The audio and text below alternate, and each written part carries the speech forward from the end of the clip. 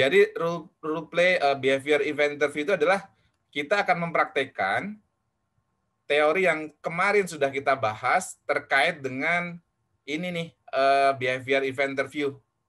Kita akan preparation protokolnya seperti ini ya, preparation interview, kemudian step 1 introduction, kemudian background, tanyaan education sama experience-nya. Saya yakin ini udah kerjaan sehari-hari teman-teman ya, baik sebagai user maupun fungsi HR atau Bu Novita sebagai konsultan gitu. Kemudian step 3 adalah menggali spesifik event. Mungkin dalam role play ini satu yang high point, kemudian 2 yang low point gitu ya. Yang keempat adalah additional information dan closing. Jadi kita akan memainkan role play ini, nanti endingnya adalah kita akan mencoba membuat ini nih, teman-teman. Jadi behavior event interview ini yang tadi saya sebutin, introduction, kemudian career story, current job responsibility, successful, sama frustrating story, additional info, sama closing. Jadi hal ini kita bisa batasin dulu untuk role play nih, 3 misalnya. Yang pertama adalah achievement orientation, yang fokus event question yang kemarin saya bagikan. Yang nomor 2 analytical thinking. Yang ketiga adalah customer service orientation. Kenapa kompetensi ini penting? Achievement orientation misalnya. Karena butuh sebuah GM project, maka project itu harus kelar dengan tepat waktu dan profitable. Itu kan ya, Pak Hasanin ya? Kedua, analytical thinking apa? Ketika misalnya dalam mencapai target tersebut kan tentunya banyak kendala-kendala di lapangan, problem solving harus dilakukan, bagaimana dia cara memecahkan masalah itu runtut atau tidak gitu. Meloncat-loncat atau memang logiknya firm gitu. Kemudian customer service orientation adalah karena memang dibutuhkan di dalam apalagi project harus serve misalnya project owner gitu ya atau building owner, nah itu penting banget tuh gitu. At least 3 itu deh. Karena ketika nanti yang kita cari hanya staff gitu ya, mungkin analytical thinking-nya nggak terlalu misalnya, ya itu nggak perlu digali gitu.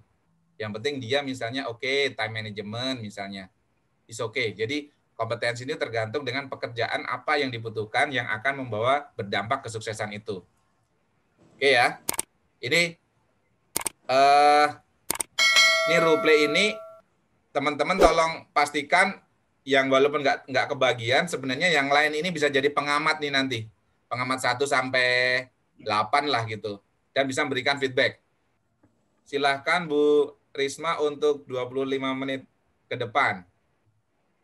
Waktu saya serahkan untuk menginterview kandidat baru kita, Pak Hasanin, sebagai salah satu kandidat GM baru gitu ya. Silakan Bu. Ya, selamat malam Pak Hasanin. Selamat malam Bu. Saya nggak bisa lihat dari sini ya Pak Hasaninnya. Sebentar Pak, saya. Oke. Pak Hasanin.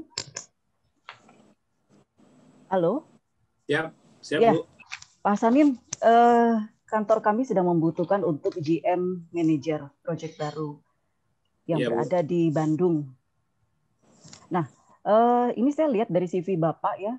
Coba Bapak untuk jelaskan ke saya, introducing dulu mengenai background Bapak. Silakan Bapak. Baik, terima kasih Bu. Selamat malam. Nama saya Hasanin Adi Putra. Saya lulusan dari S1 Teknik Sipil Universitas Gadjah Mada tahun 95, angkatan tahun 85 dan lulus tahun 91. Saya spesialis di dalam pekerjaan sipil konstruksi dan sudah experience di proyek jalan, jembatan, pelabuhan, dan pembangkit. Nah, kebetulan proyek ini semua hampir ditugaskan oleh perusahaan yang sebelumnya, alhamdulillah selalu sukses. Dan dari staf-staf yang saya pimpin, rata-rata sudah menjadi ke personil semua, sehingga saya banyak dibantu dengan kemampuan anak buah, staf-staf saya itu, sehingga memudahkan saya mengelola proyek-proyek saya yang lain. Kemudian dengan pengalaman saya, baik jalan dan jembatan, saya selalu mencari terobosan-terobosan yang meningkatkan untuk meningkatkan efisiensi dan inovasi di dalam setiap proyek yang menghasilkan laba untuk perusahaan. Demikian, Bu. Ya, saya mau tanya Pak, ini Bapak lulus tahun 91. Nah, kemudian Bapak bergabung di perusahaan yang sebelumnya ini, kan sekarang Bapak sudah resign ya. Mana sih Bapaknya? Mau lihat. Halo? Pak? Iya, Bu. Lanjut, Bu.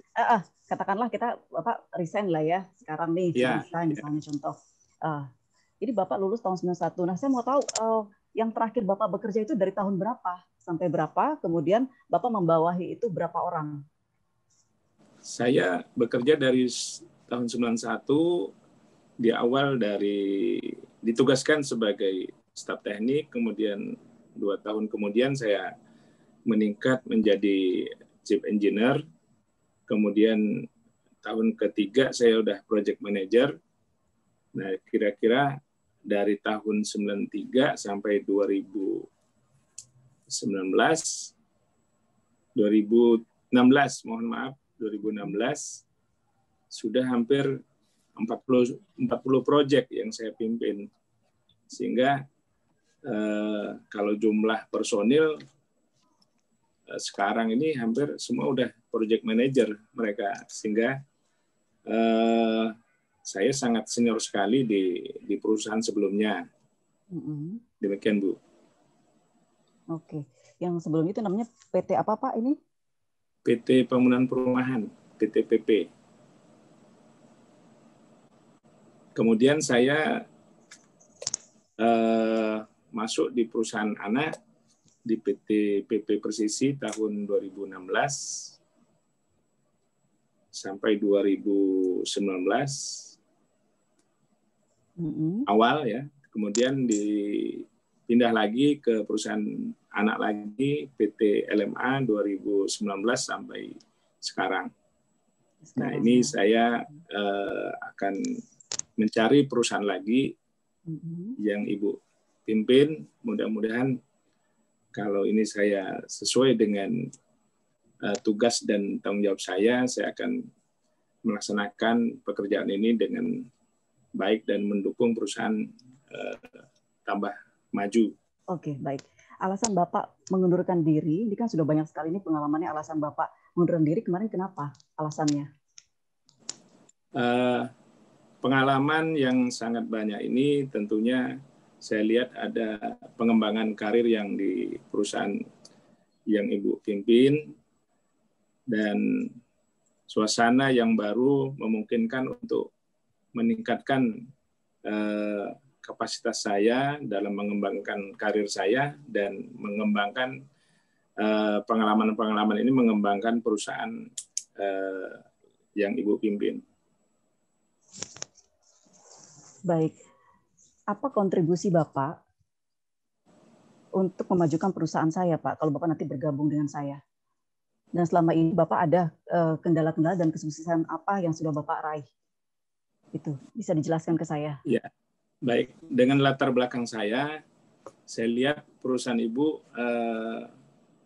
sangat membutuhkan GM operasi yang melihat pengalaman saya ini sangat cocok ya untuk saya coba untuk saya akan laksanakan di dalam perusahaan ini, sehingga nantinya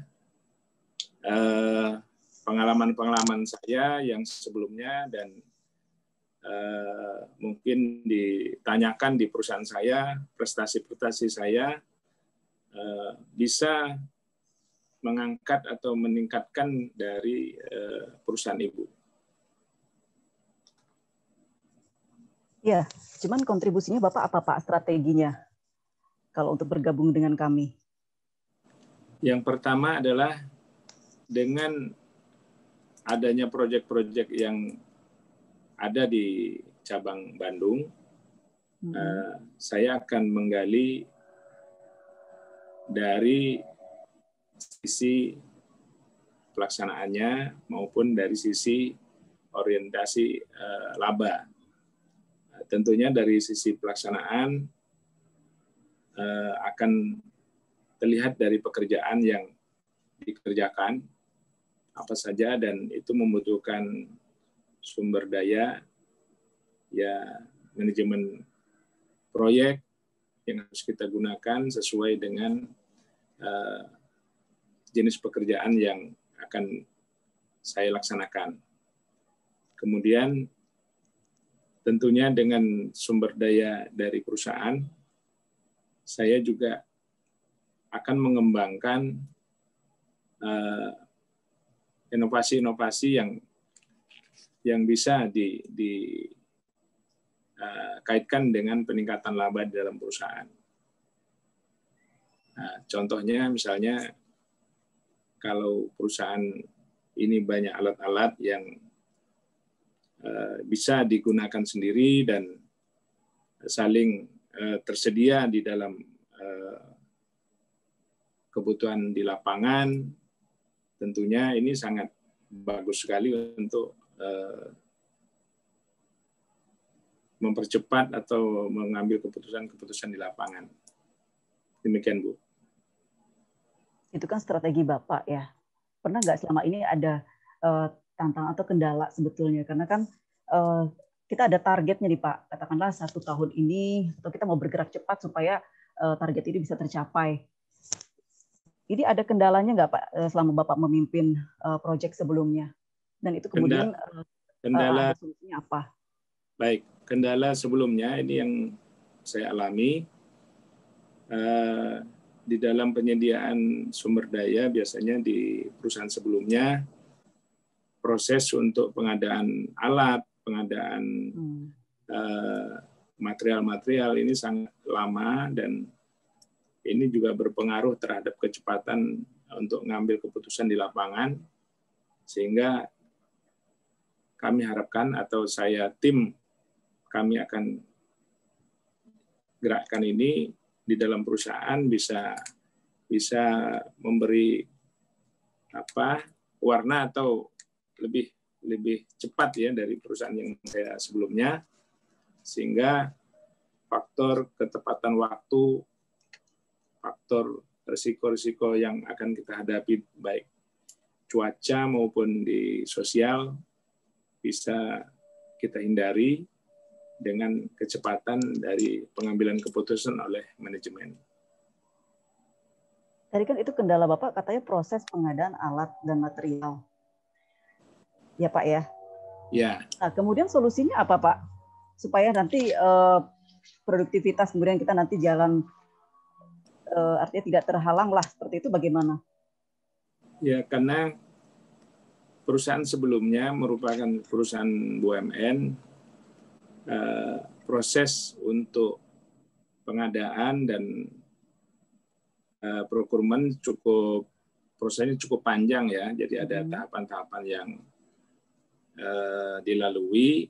Nah, tentunya ini kalau perusahaan ibu kan ini swasta, saya pikir ini pengambilan keputusannya lebih cepat, dan tentunya dengan perhitungan-perhitungan biaya yang sudah saya sampaikan nanti terkait dengan biaya proyek dan biaya risiko-risiko yang akan dihadapi, tentunya hambatan yang saya alami sebelumnya ini bisa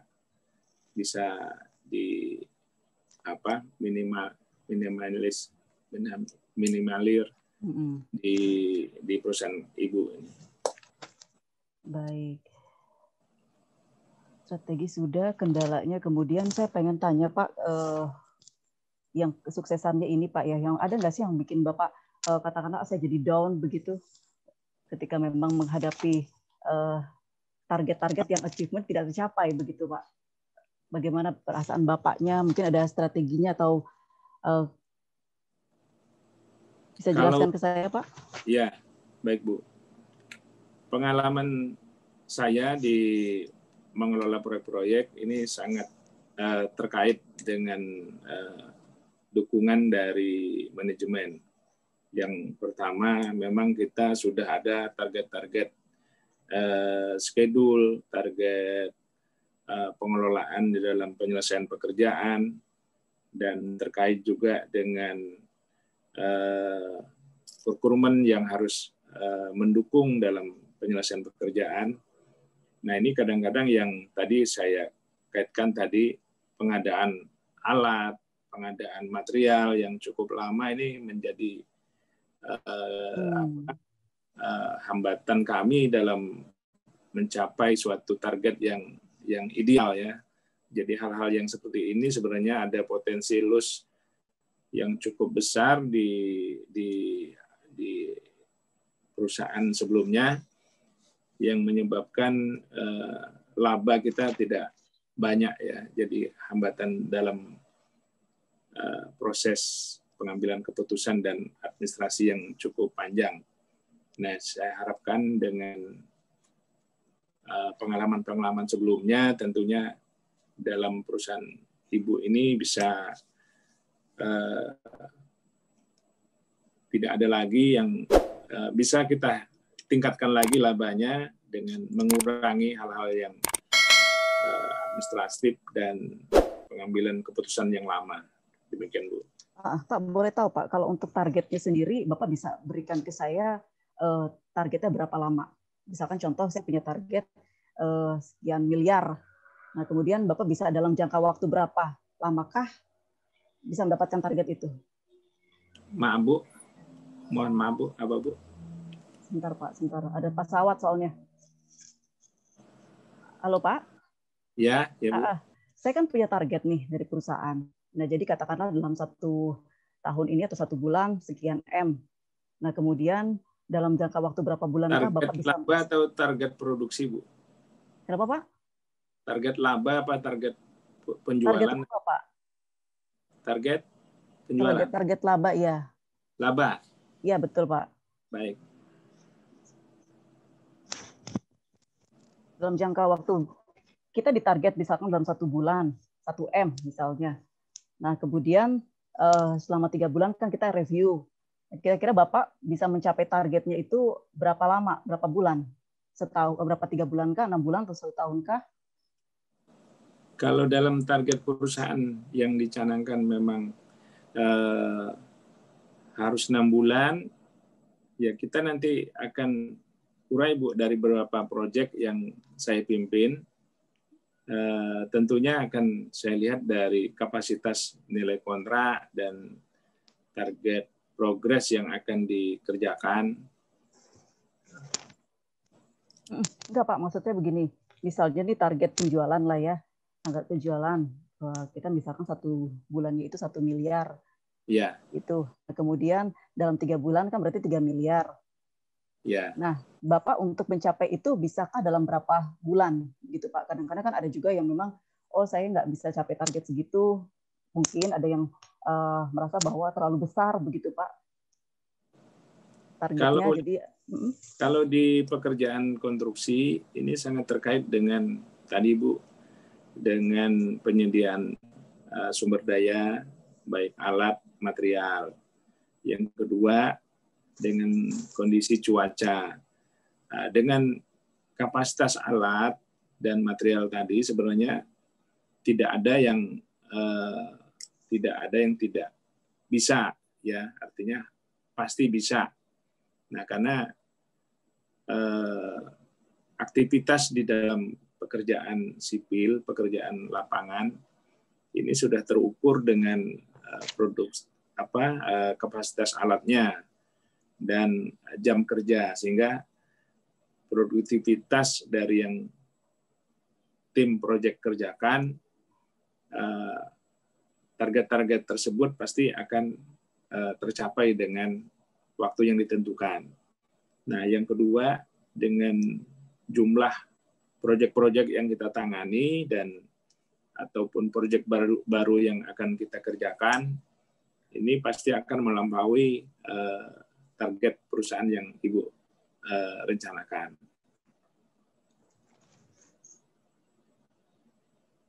Baik. Selama ini Bapak pernah mendapatkan achievement begitu, Pak?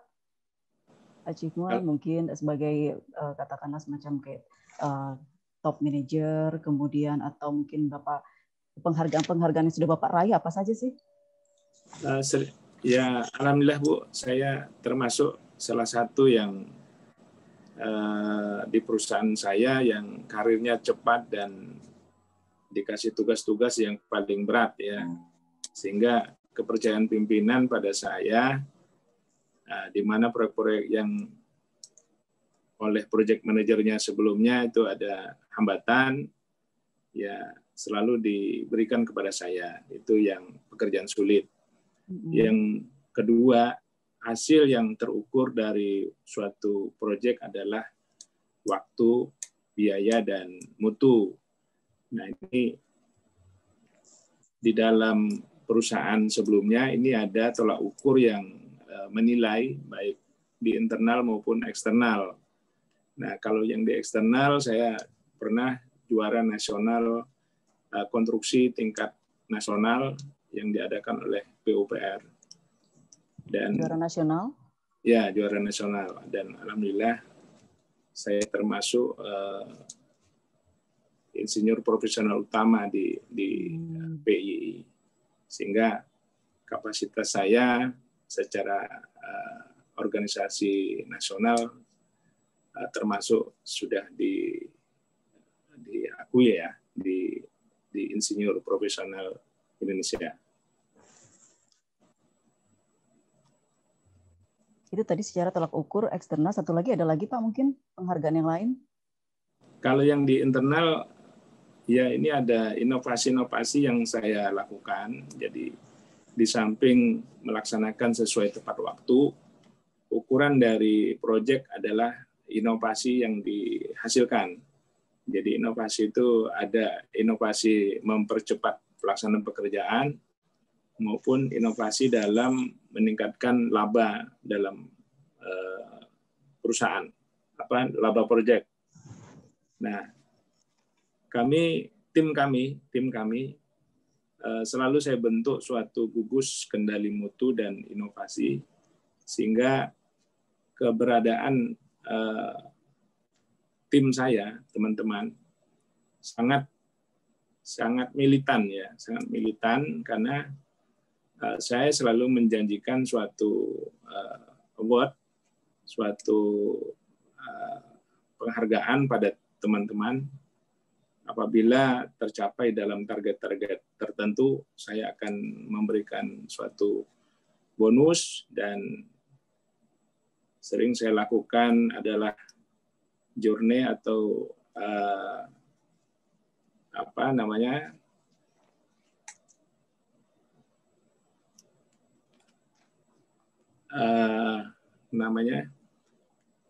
dengan teman-teman kumpul di suatu daerah ya dengan keluarga sehingga suatu kebersamaan di dalam suatu tim saya sangat erat untuk secara hubungan kekeluargaannya sehingga keluarga istri maupun anaknya juga kita lihat bahwa satu dukungan dari keluarganya untuk pada saat suaminya untuk bekerja dengan doa dan keikhlasan dari keluarganya.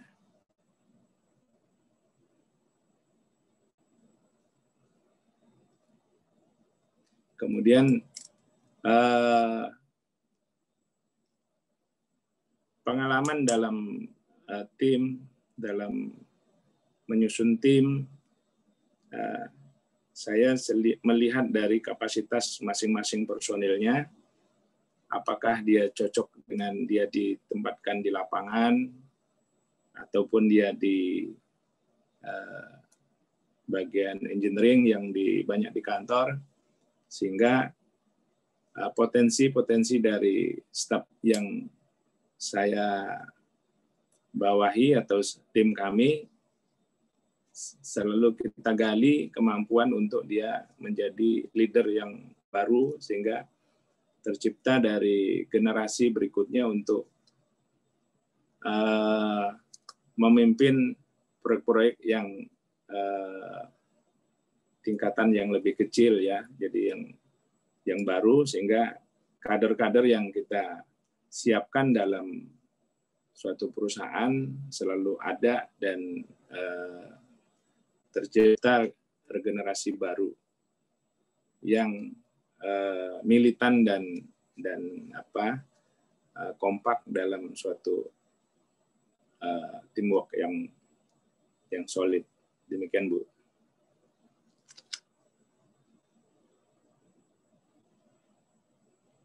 Jadi tadi pencapaian dalam laba, terus pencapaian dalam membina teman-teman, menciptakan tim yang solid, dan tentunya memberi penghargaan pada kawan-kawan yang sudah melakukan usaha yang terbaik dalam mencapai tugas-tugas yang diberikan oleh perusahaan. Nah, tentunya dengan bimbingan dari manajemen, keputusan dari manajemen yang sangat memberikan ruang dalam pengembangan karir karyawan.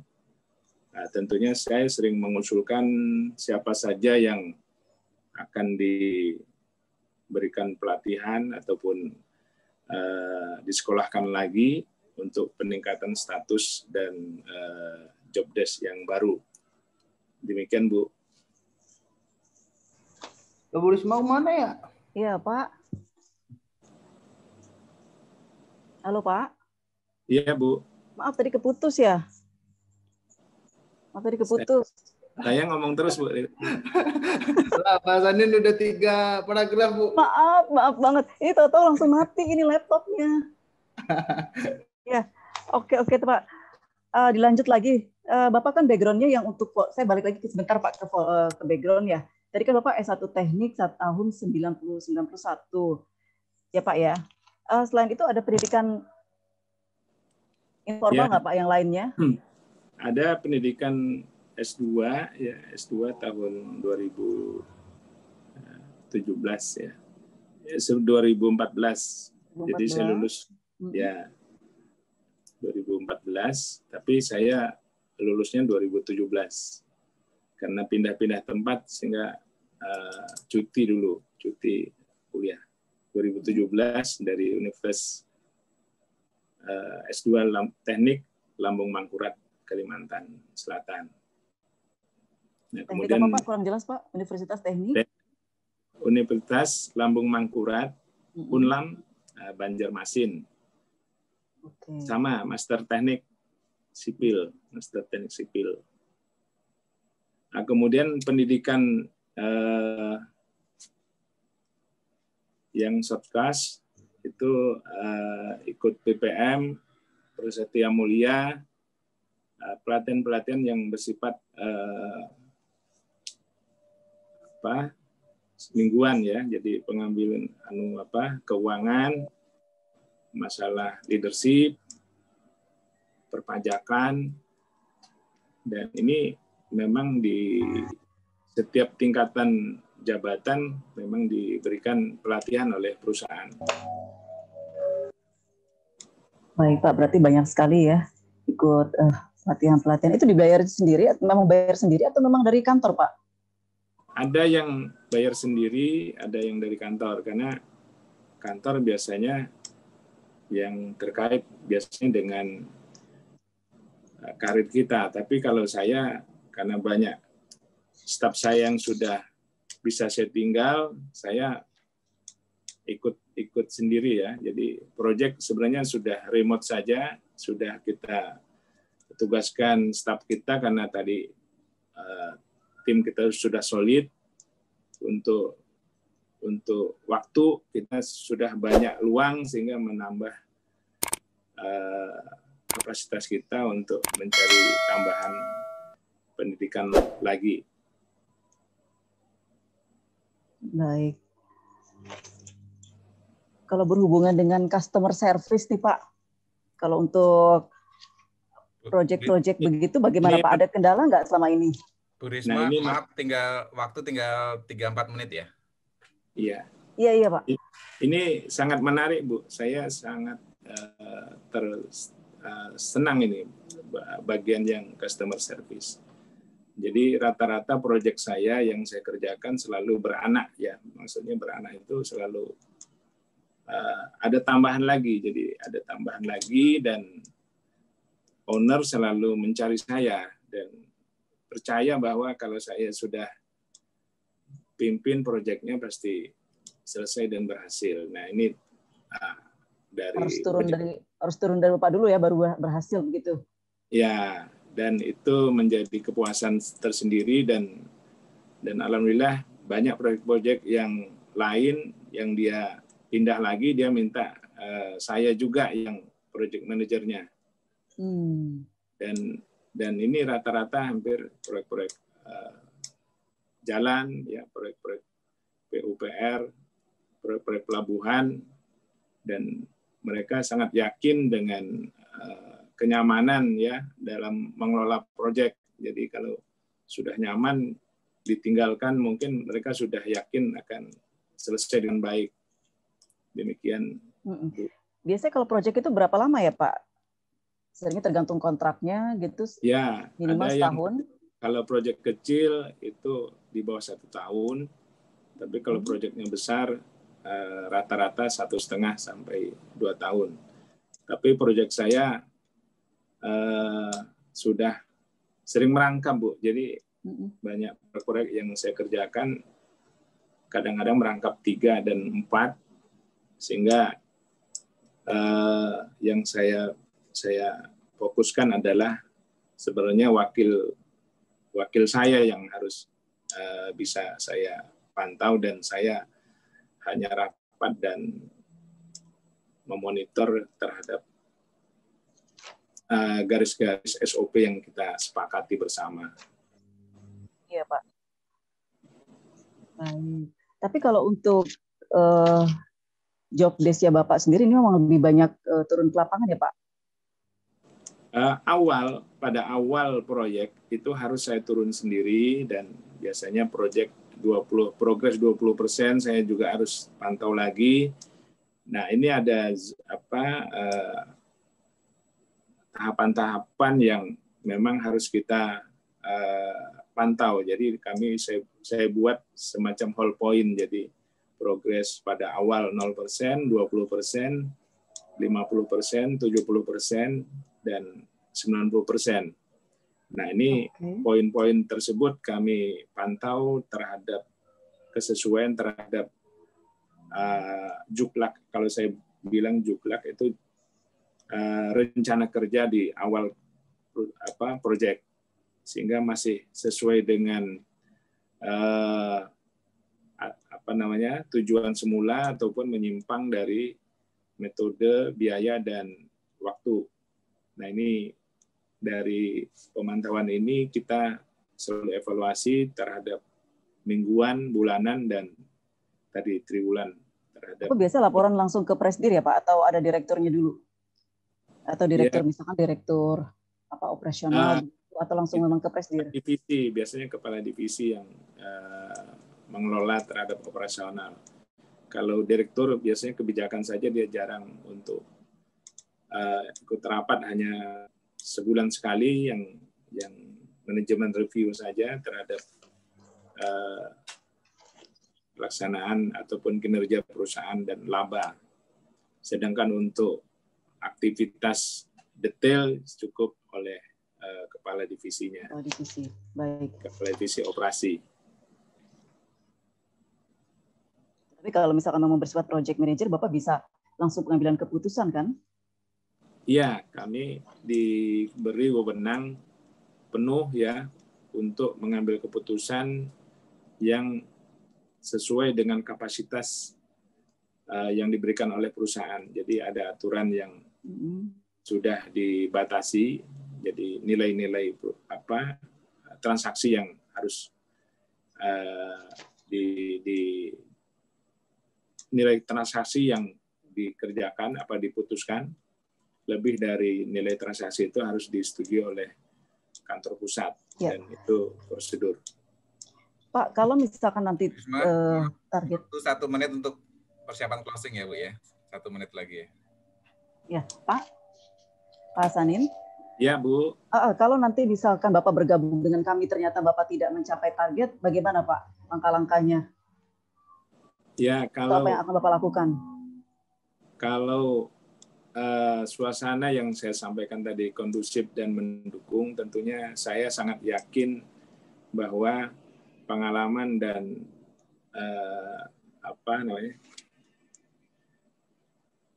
militansi saya terhadap perusahaan sangat tinggi, dan insya Allah target-target saya rasa tidak ada yang sulit bagi saya untuk menyelesaikan tugas-tugas yang diberikan.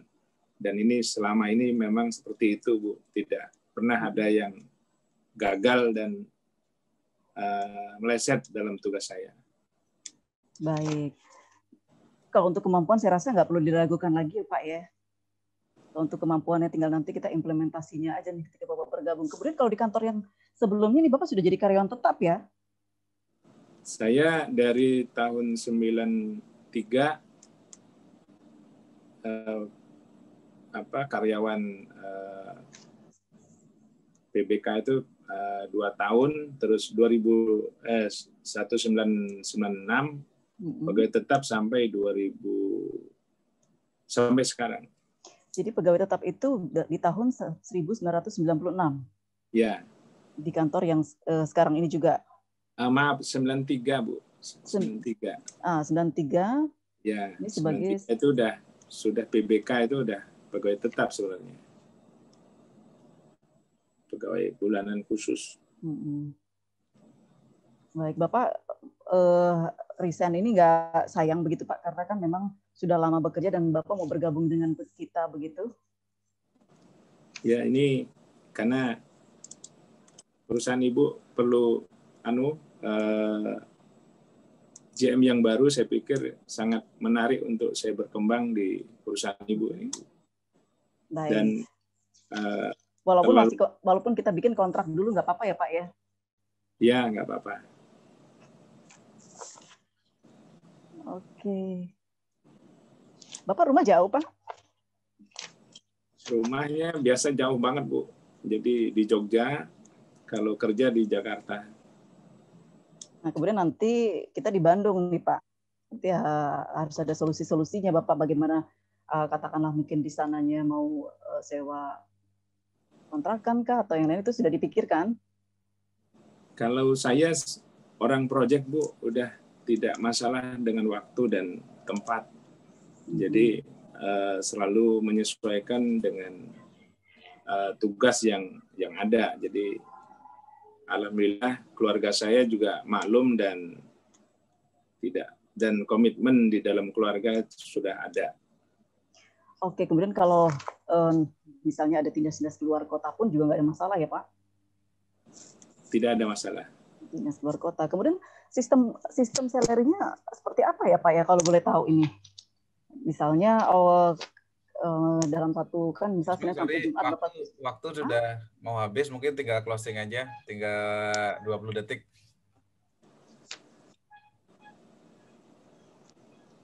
Cukup Pak ya? Ya, waktunya udah habis. Ibu Risma tinggal di closingin aja. Interviewnya Ibu tutup.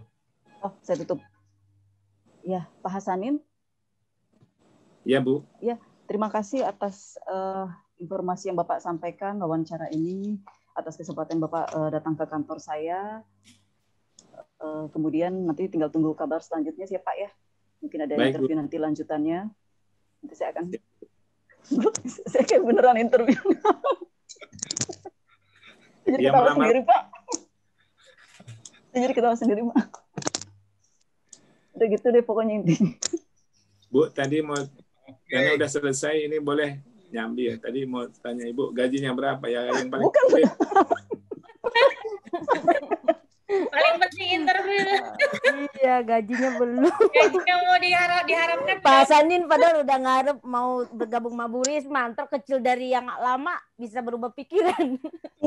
Saya pikir masih ada waktu agak lamaan dikit, saya agak pikir Saya gajinya kecil nggak apa-apa, bonusnya aja yang gede. Oke, thank you Pak Hasanin, Bu Risma. Kita tepuk tangan dulu teman-teman. Buat peserta role play ini kayaknya sangat menikmati nih. Kalau dilanjutin bisa 3 jam nih kayaknya. Oke, menarik diskusinya ataupun interviewnya. Jadi ini role play tujuannya adalah untuk mencoba kita mendapatkan pembelajaran terkait dengan behavior event interview yang sudah kita bahas sebelumnya. Jadi ini tidak dalam artian jelek atau tidak, tapi ini benar-benar untuk pembelajaran dan nanti teman-teman tolong relate-kan dengan teori yang sedang kita bahas.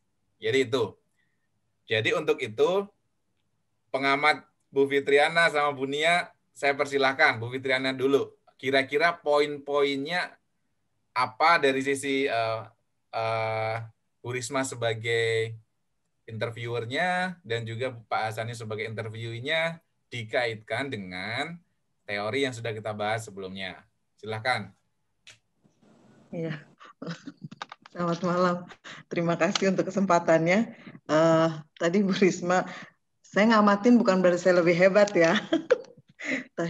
Hebat lah Bu Risma bisa interview. Kalau yang saya lihat dari literatur yang tadi juga udah diberikan sama Pak Martoyo gini, mengenai interview yang pertama untuk introduction-nya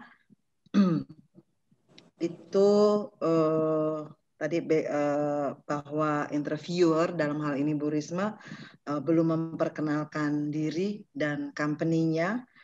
Kalau tujuannya memang sudah tadi untuk mencari GM project barunya. Kemudian lagi tadi ya kategori. Tadi ada pertanyaan mengenai tadi yang disampaikan oleh Pak Hasanin mengenai kesuksesannya, tapi masih relatif. Misalnya tadi proyek jalan, misalnya jalan apa atau jalan di mana gitu, belum spesifik menurut saya gitu ya.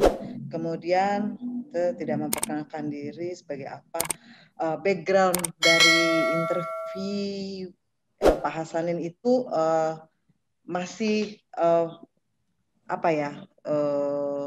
belum terstruktur, misalnya background-nya dulu, data pribadinya dulu, kemudian pendidikannya dulu, pengalaman kerjanya, baru spesifikasi pengalaman tertentu, kemudian ya tadi sukses dari proyeknya, proyek apa, belum detail. Lalu ada high point-nya tadi ada mengenai achievement apa tadi ditanya oleh Bu Risma, tapi low point-nya belum ada. Kalau yang saya nggak dengar, nggak tahu. Kemudian di saat closing jadi tidak sesuai lagi karena mungkin waktu kali. Itu aja sih yang bisa saya tangkap, Pak. Silakan. Oke. Berkenan. Oke, thank you Bu Fitriana, ini menarik. Pengamatnya luar biasa nih. Kalau pengamat politik udah keren ini. Sudah cukup lengkap. Tapi nanti Bu Nia harapannya punya perspektif yang lain juga nih. Welcome. Silakan Bu Nia. Ya Pak. Kalau saya sih nangkepnya Pak ya, Pak Hasanin udah keren untuk memperkenalkan diri ya dengan pengalaman sebelumnya. Yang saya lihat sini di sisi feeling sih Pak yang belum saya dapat, yang saya belum temukan feeling ya. Saya belum temukan yang belum mungkin dijawab juga oleh Pak Hasanin gitu ya Pak ya. Di bagian feeling ya. Tadi kan interviewnya Bu Risma menanyakan bagaimana perasaan ketika tidak tercapai sesuai target di tempat yang lama. Lalu Pak Hasanin tidak menguraikan bagaimana perasaannya secara jelas, hanya secara teknis dijelaskan. Masa ya hanya secara ini aja. Lalu juga pertanyaan interviewnya seperti Bu Risma nggak fokus ya, maaf. Yang saya tangkap tadi, misalnya jelaskan untuk perubahan di target apa yang mau dicapai di tempat baru, antara apakah pengen mencapai labanya kah, lamanya kah, apa target penjualan, tapi berubah-ubah. Jadi Pak Hasanin sih ngikut aja gitu kan. Endingnya tadi target penjualan. Nah, tidak ada, mungkin dibutuhkan itu target, kalau berbicara itu kan berarti thinkingnya ya, maksudnya ada langkah-langkah konkret yang diharapkan bisa dijawab sama Pak Hasanin, tapi hanya Pak Hasanin mengharapkan secara alat, material, cuaca pasti bisa gitu. Jadi ya maksudnya ngambang ya, konkret langkah-langkahnya itu yang nggak ketemu sih di situ. Thank you, Bu Nia. Saya minta satu lagi dong pengamat yang ketiga, Bu Novita, yang biasanya sebagai konsultan nih. Ya. Pengamat saya ya, mengamati ya. Satu, kalau dari sisi interviewernya dulu ya. Dari sisi interviewer mungkin agak kaku sih, kalau menurut saya kaku. Jadi justru nanya-nanyanya tuh malahan justru di akhir, biasanya tuh kayak harusnya bikin relax dulu di depan, kayak misalnya dari mana nih, rumah di mana, jauh nggak ke sini, naik apa, kayak gitu. Yang ngobrol-ngobrol santai biasa gitu. Pembukanya harusnya bisa lebih relax ya. Jadi nantinya ke sananya dari interviewinya nanti waktu ceritain pengalamannya juga nggak kaku. Karena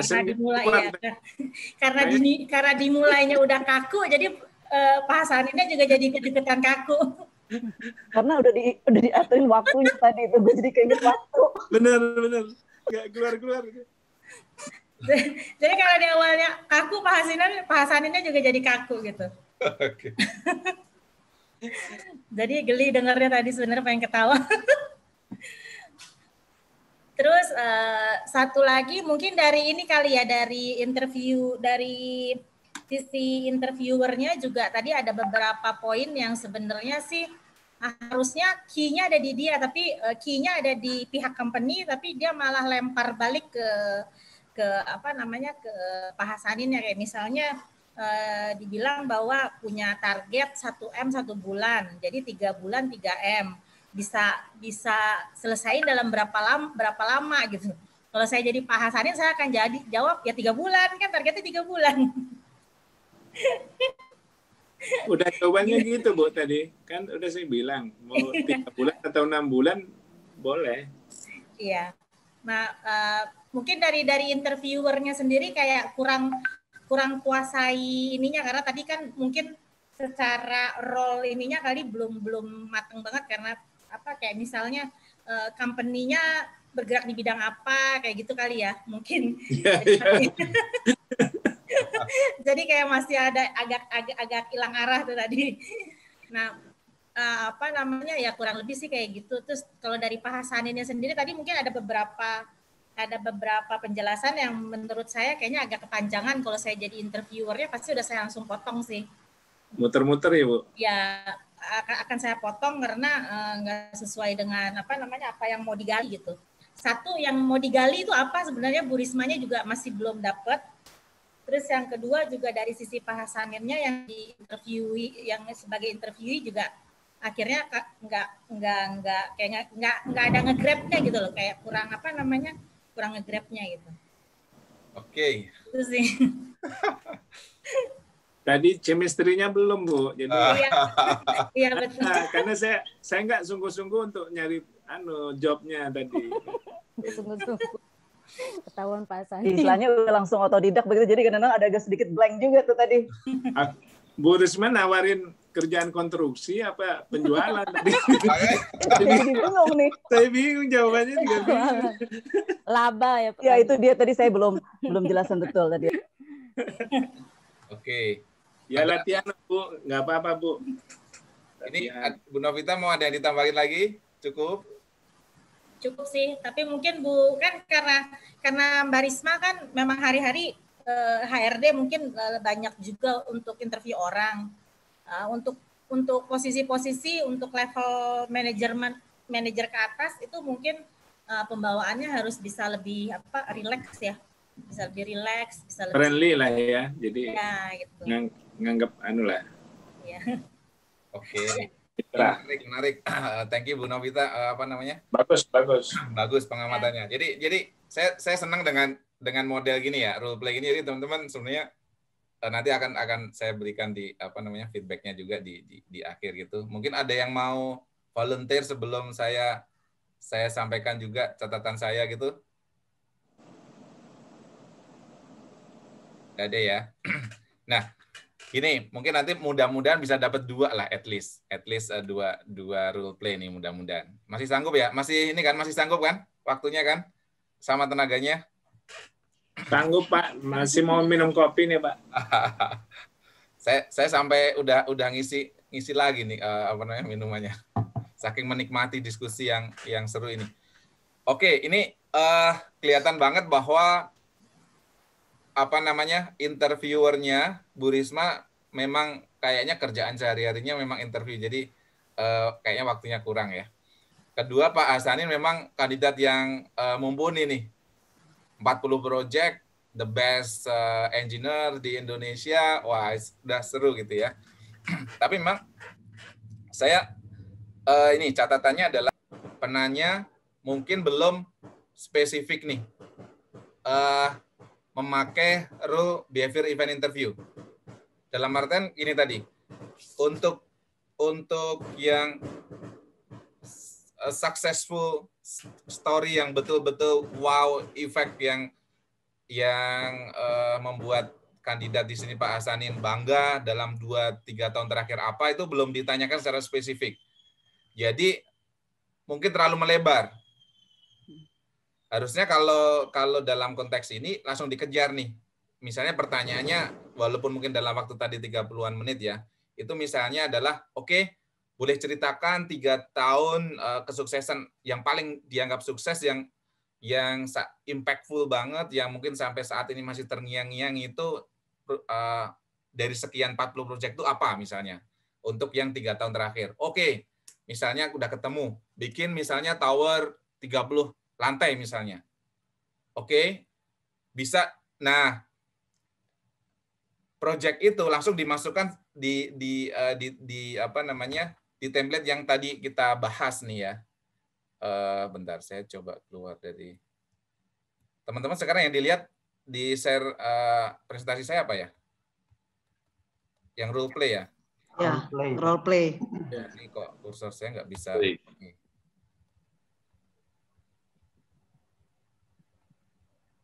Nah, sehingga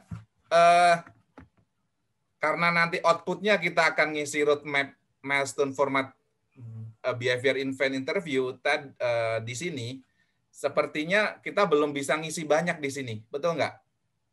Misalnya title event yang akan diceritakan Pak Hasanin tadi apa nih? Misalnya berhasil membangun super block misalnya. Tadi super block sebanyak 50 lantai misalnya. Title-nya belum ini nih, belum muncul. Tadi kalau misalnya ditanya, misalnya saya tanya, tadi poinnya apa? Satu event, saat ini harus ada satu event itu apa gitu. Kan belum terjawab ya. Project tadi, oke. Projectnya kapan? Oh, dari Januari tahun 2019 sampai Desember 2019 misalnya, atau sampai pertengahan Juni 2020 misalnya. Oke. Siapa aja yang involved? Karena di situ yang akan kita gali bahwa bagaimana menghandle event tersebut dengan sukses, dan kita pengen mengetahui successful supportingnya itu apa, dikaitkan dengan kompetensi yang tadi. Misalnya ketika kita bicara mengenai customer service, ditanya bagaimana memastikan misalnya dianggap pembangunan super block itu sukses, dan buktinya apa pada saat itu bahwa customer itu misalnya puas misalnya. Oke, ada repeat buyer, kemudian bahkan sold out nih dalam waktu sekian bulan atau apa. Oke. Jadi benar-benar kita gali di situ. Ketika kita bicara mengenai tadi apa namanya critical thinking, di situ digali. Pada saat misalnya menghandle project tersebut, permasalahan terbesar apa yang muncul misalnya. Oke, seandainya ada 5 permasalahan terbesar, itu apa aja? Sebutkan misalnya. 1, 2, 3, 4, 5. Oke, bagaimana menghandle permasalahan yang pertama? Begini. Bagaimana menghandle permasalahan yang kedua? Begini. Jadi kita bisa melihat dari situ, bisa dilihat thinking-nya juga, action-nya juga, kemudian konteksnya juga gitu. Ya, termasuk feeling-nya. Gimana saat itu perasaan, oh pusing segala macam, udah mau stres nih, udah mau resign aja misalnya. Tapi ternyata kita bisa menemukan gini. Jadi ketika kita sudah title-nya satu project yang super block tadi, maka fokus ke situ. Nggak usah melebar-lebar misalnya project Jadi sana lagi. digiring dulu, Pak.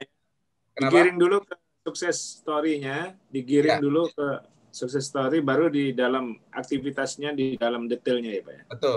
Jadi kita setuju nih, misalnya oke, Pak, Bapak sudah bisa ini ya, bahwa dari 40 proyek itu Bapak ambil satu yang paling sukses selama mungkin 3-4 tahun terakhir ya, kalau bisa lebih current lebih bagus. Karena ingatan orang masih fresh ya. Misalnya 3 tahun, 2 tahun terakhir. Oke, proyek apa itu? Proyek super block. Oke, dah dikunci di situ tuh. Ya. Bagaimana Bapak menghandle itu? Dengan siapa aja deal? Oh, saat itu ada kendala misalnya dengan gubernur, dengan wali kota, bupati, segala macam. Oke, bagaimana cara menghandle-nya tersebut misalnya?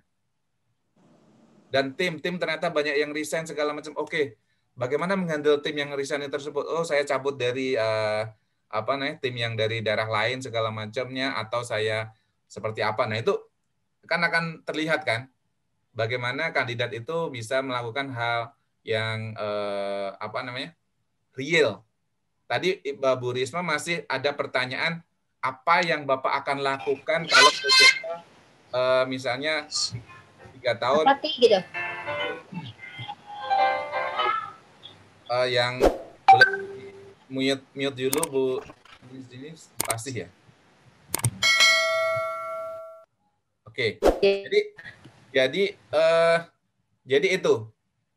Jadi kita batasin. Jadi nanti sudah nggak kemana-mana lagi. Tadi masih Bu Risma sempat nanya apa yang akan Bapak lakukan ketika targetnya 1 miliar sehingga 3 bulan 3 miliar.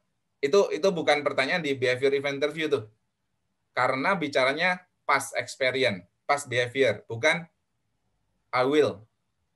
Makanya di salah satu rule-nya adalah I did, I already did, I have done. Ya. Bentuknya past tense gitu. Ini penting. Kemudian ketika bicara tadi misalnya digali lagi tadi ya, mungkin tadi sudah kita sampaikan apa yang membuat benar-benar impress misalnya.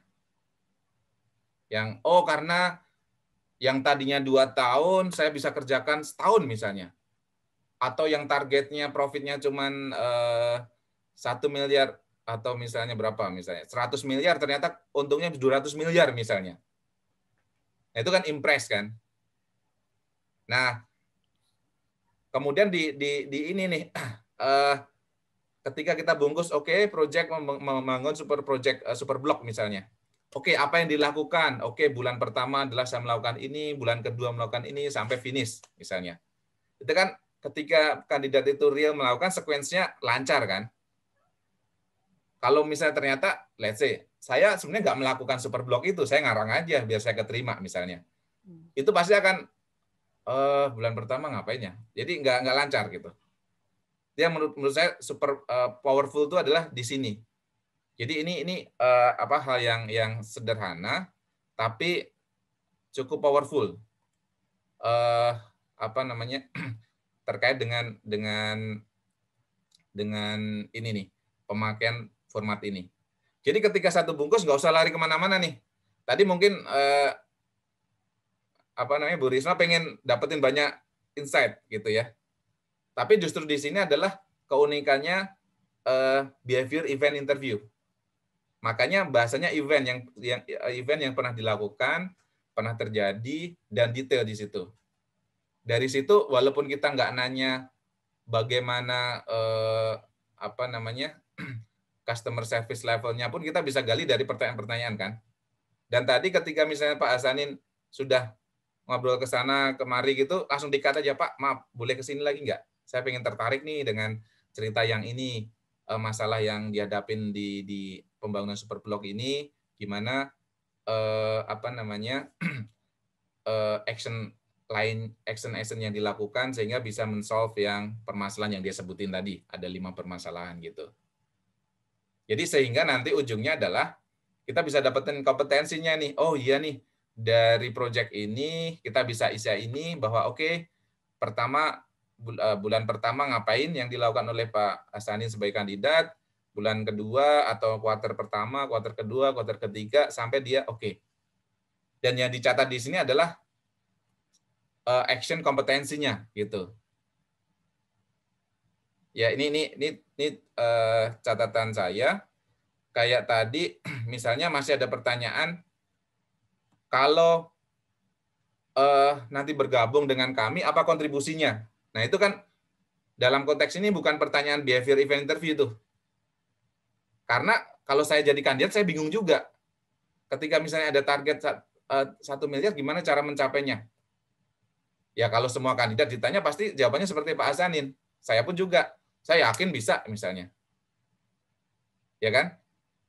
Justru yang kita tanya adalah dari past experience, behavior event sebelumnya, itu betul nggak memang kandidat ini on time dalam menjalankan proyeknya, atau bahkan lebih cepat misalnya. Makanya kita gali dengan tadi, proyek Superblok tadi. Gitu. Nah, kalau misalnya kita tidak, setelah selesai, kita tidak puas dengan, belum yakin 100% dengan cerita yang di proyek 1 itu, diminta untuk menyediakan successful project yang kedua gitu. Bahkan makanya di sini ceritanya 4 kan, 2 success story, 2 adalah yang frustrating gitu. Ini untuk menggali lebih dalam nih. Ketika di case yang 1, project 1 dia gini, project kedua inline enggak gitu. Termasuk ketika misalnya menghadapi frustrating. Kenapa? Karena ketika yang sangat happy atau yang sangat sukses dan sangat kecewa itu biasanya kan membekas gitu ya. Dan di situ kan real behavior-nya muncul. Ketika orang gampang menyerah misalnya pada saat mendapatkan bad ini dia akan melakukan ini gitu ya. Melakukan ya berbagai cara yang jelek misalnya. Di situ kan karakter muncul kan. Gitu. Itu. Kemudian tadi ya belum terlalu menggali high point sama low point-nya belum clear. Ini catatan terkait dalam konteks ini ya. Ini saya juga kadang ketika tidak saya ingat, kalau misalnya saya melakukan interview gitu, saya juga kadang ketika tidak dibawa, oke saya mau pakai behavior event interview untuk konteks ini, itu lari kemana-mana tuh. Sehingga tadi harapannya 30 menit bisa di-cut tuh. Pak Hasanin, oke ke sini ya. Saya tertarik ini ya dengan bahasa yang rileks segala macamnya. Kayaknya ini menarik banget nih, gimana bisa sukses seperti itu, gimana bisa melobi pemerintah, bagaimana Bapak bisa meyakinkan tim gitu ya, yang banyak, yang ini segala macamnya, bagaimana mereka bisa ini pada konteks yang proyek itu gimana tuh, ada berapa orang yang terlibat, direkturnya mana aja yang terlibat dan segala macamnya. Oke. Pak, pada saat interview boleh nawarin minum nggak, Pak? Oh, boleh dong. Bahkan di kafe pun boleh, Pak. Maksudnya seperti sambil makan siang sih is okay. Ya tadi Bu Risma nggak sempat nawarin minum tuh jadinya. Oke. Itu masukan saya sehingga ketika dalam konteks yang tadi, overall sebenarnya itu common yang kita lakukan pada saat interview ya, seperti yang Bu Risma sampaikan. Tapi ketika dalam proses pembelajaran behavior, event interview, kita belum bisa mengisi semua kolom ini nih. Ya enggak?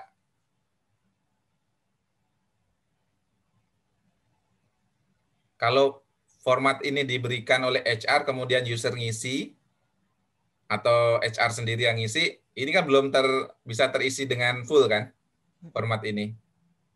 Iya. Gitu.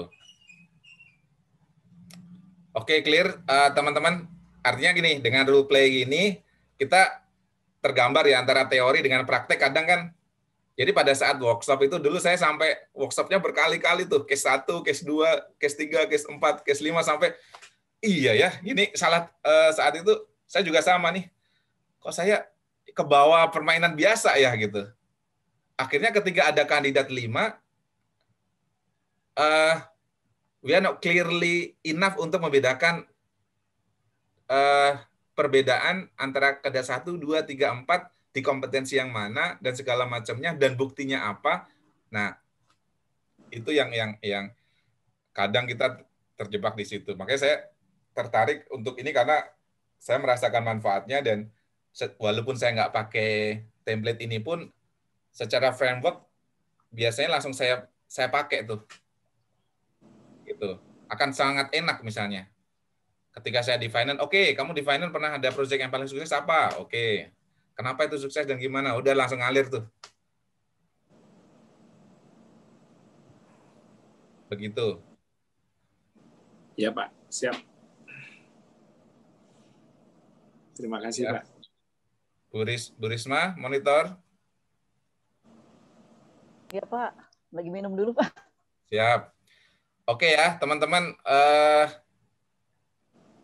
Kita lanjutkan sekali lagi ya. Untuk role play-nya nih agak-agak, artinya gini, daripada kita nanti buru-buru kecepatan, tapi so far saya sebenarnya teman-teman pengamat tadi,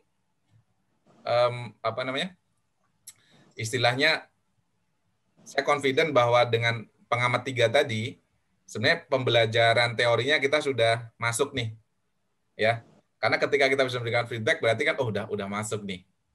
Dan ini bukan salah benar ya Pak Asani dan Bu Risma, ini udah oke. Ya. Tapi memang pada saat role play ya kita namanya ilmu baru ataupun yang biasa nggak kita lakukan, oh iya ya kelupaan ya gitu. Ya, jadi nanti pokoknya at the end of the day kita bisa mengisi roadmap ini, milestone format ini dengan framework yang sudah kita pelajari. Oke, sekarang kayaknya ini kita dapat privilege dari Zoom ini, nggak pernah di-cut dari tadi, udah. Iya, nggak putus. Kenapa? Makanya ini berarti lagi baik nih Zoom. Khusus malam minggu Pak kayaknya. Khusus malam minggu. Oke, teman-teman, sekarang boleh ya yang kelompok kedua nih. Nambah. Mudah-mudahan dengan tadi kita sudah belajar dari role play yang pertama, ini kita bisa lebih baik, walaupun waktunya sama, mungkin dalam maksimum 25 menit, tapi langsung menukik gitu. Jadi 25 menit maksimum sudah sama closing. Nanti karena ini saya timernya, saya benar-benar pakai timer nih di depan saya. Untuk nanti kalau kurang 5 menit saya akan sampaikan, biar nanti Bu Novita punya waktu untuk mempersiapkan closing ini ya, persiapan gitu. Jadi welcome Bu Novita untuk cut misalnya. Pak Rizky kayaknya saya nggak butuh bahasanya gitu, saya nggak butuh poin itu langsung bisa dikembalikan lagi. Jadi makanya di dalam salah satu rule-nya dulu ketika sudah ke kanan misalnya kita dilurusin lagi nih, ke kiri oke lurus lagi. Jadi tentunya ini ya tanda kutip kayak istilahnya itu kalau polisi itu mencari interogasi tapi interogasi yang positif lah gitu. Ya, clear semua. Waktu saya serahkan kepada Bu Novita sebagai interviewer yang mencari GM baru. Ini proyeknya karena proyeknya super duper gede nih, $1 billion misalnya. Waduh, oke, silakan. Ya, terima kasih Pak. Kalau praktek seperti ini lebih Pak, melekat dan Pak, tahu koreksi dan Pak, plus minusnya Pak. Jadi apa yang kita dijawab tanya tadi benar-benar langsung Pak, Bapak langsung luruskan itu jadi langsung ingat Pak lama. Thank you Pak Sanin. Bu Maria mau ngomong tuh. Iya. Apa namanya? Interview. Ada role play kayak gini jadi lebih, maksudnya secara teori ke prakteknya kita jadi bisa lebih inline-in gitu loh, bisa jadi tahu. Oh, kalau cuma baca doang teorinya kan kadang-kadang iya kalau buku jadi baca gitu. Dibaca ulang gitu kan belum tentu juga gitu. Makanya benar kata Pak Hasanin bisa lebih ingatnya lebih panjang gitu.